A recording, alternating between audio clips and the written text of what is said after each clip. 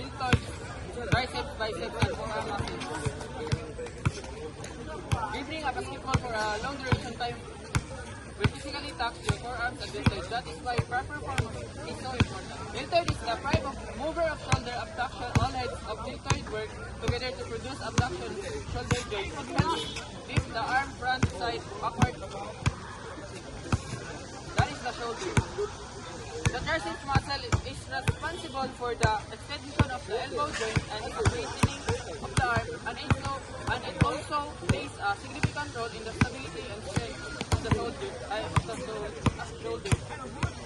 Biceps are the flexion and supination at outward rotation of the forearm. This is facilitated in part by 90-degree rotation of the muscle and connects to the radius. Contrary to popular belief, the bicep is not most powerful flexor of the forearm.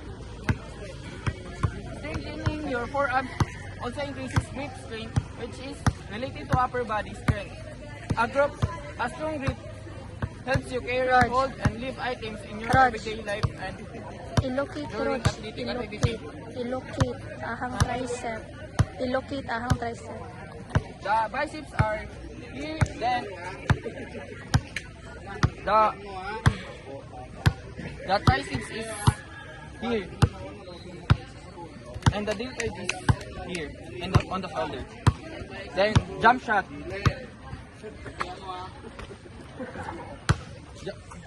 Lower body muscles used in jump shot. Quadriceps. The quadriceps are responsible for extending the knees during the jump front of your thigh. Hamstrings. The hamstrings are assisting with bending the knees and stabilizing the legs. Ilocate, Rog. The quadriceps is in the front of your thigh here, and the hamstrings is located at your compartment of the thigh. So I think here.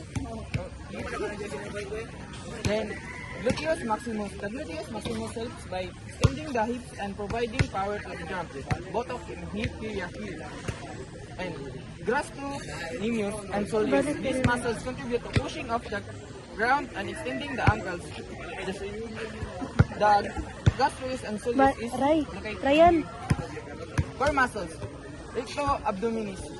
The rectus abdominis helps to stabilize the core during the jump. This is the between the ribs and the both abs. There it is. Obliques, they play a role in rotating and stabilizing the torso. The obliques is here, guys. Upper middle. Rectus spinae. Assisting in extending, stabilizing the back. There guys, shoulder and arms deltoids is in the shoulder, and triceps. These muscles are essential for extending the elbows during the shot. They are considered the major contributors to release speed as they extended the elbow joint. Very dorsal part guys. I-locate daw palihog ka bag-o para mahibalaan na to og triceps brachii. Biceps brachii is located here sa bicep natin. Then brachialis in brachioradialis. These muscles also play in a role bending the elbows. Dali guys, mo ni ang brachialis. Raise and hands. Raise and hands guys. So palihog ko balik diri bag-o. Overall, ali sa bag-o kay ato ano tanan.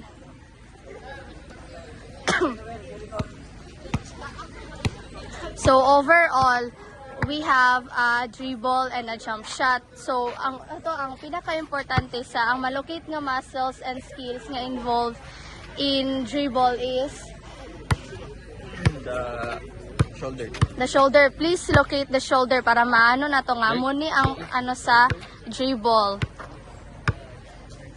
Yung triceps, of course, the biceps also, and the dorsal part of the body, the shoulder, and then here also.